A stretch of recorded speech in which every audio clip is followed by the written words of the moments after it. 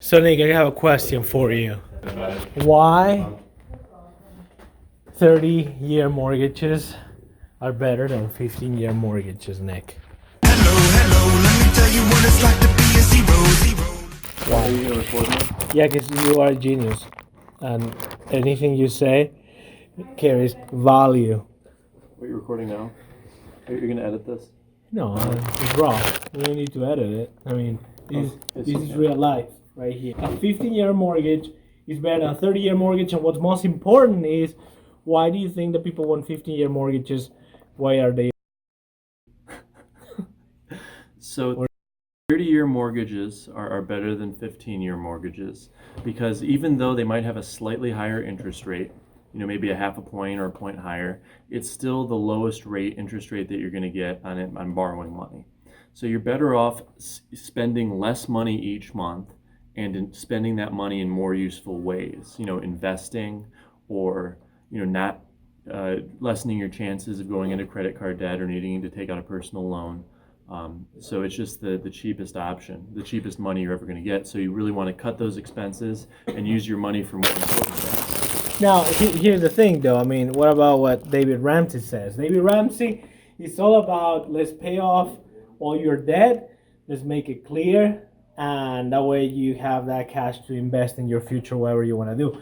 Your mindset is looking more towards investors, like people actually want to use that cash to make more money, but not everybody is like that. Well, I mean, everybody should have some sort of investment, whether you're investing in a retirement account or you're investing in the stock market, or even if you're just, keeping it on hand in case of emergency. Everybody's doing something with their money.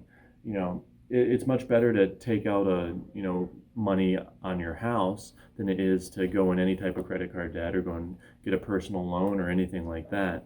And it's really just the cheapest money you're ever going to get. If you pay off your house, that's $100,000 or $200,000 or $300,000 that you don't have to invest. So if you invest in the stock market, on average, you're going to get 7 or 8 or 9 or 10% a year, if which is higher than your interest rate is. So you do that, you make money, you end up with more money in the long. Investing it, what it does is it gives you flexibility. So if you do a 15-year mortgage, you have no flexibility. You are forced to make that larger payment every month. If you do a 30-year, if times get tough, you just have more flexibility. So why people that cannot qualify for a freaking mortgage, they want the 15-year mortgage? Well, because people who don't, most people who ask me for 15-year mortgages don't qualify. Their income, their debt to income ratios are too high. They have credit card, lots of credit card debt, because, and, their credit scores aren't very good. And the reason why that is because the people who they're so enamored with paying off their house and having no housing payment, they want to get rid of it.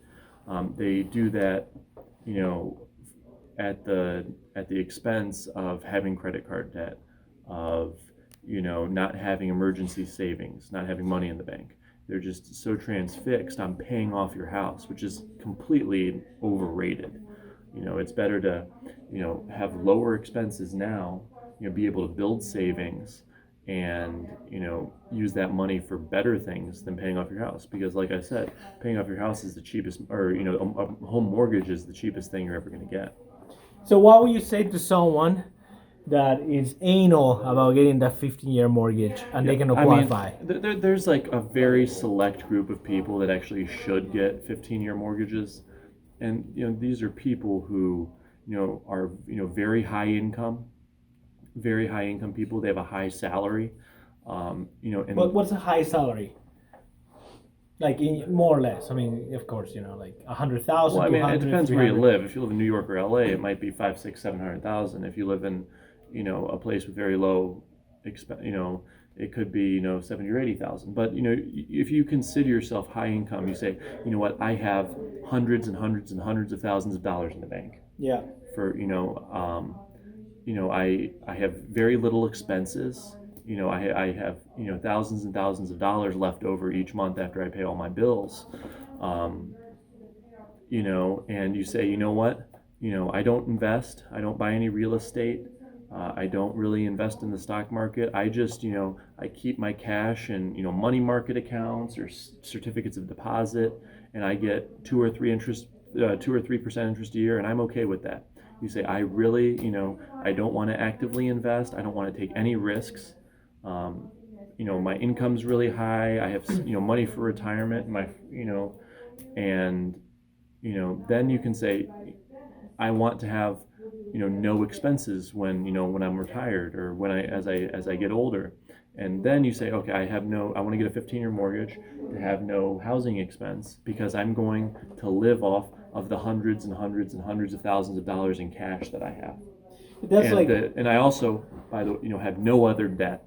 that's like what's that saying? Like catch 20. Who has hundreds and hundreds of thousands of dollars in, in cash in the bank. They're high income. They have no other debt. Those people are like, it's a very comfortable lifestyle. It's a very comfortable lifestyle, but it's not for somebody who is very ambitious and wants to be very successful. That's true. Just because you have a few $100,000 or $1 million or $2 million in the bank, that's really not all that much when you think about how much you're going to spend during your retirement years. Hopefully, you want to live the same lifestyle that you're living, when you're 40 or 50 years old. This is Nick live, Nick Chimoleski. This man is a genius. You got 90% of the American public out there with little or no net worth. I create nothing.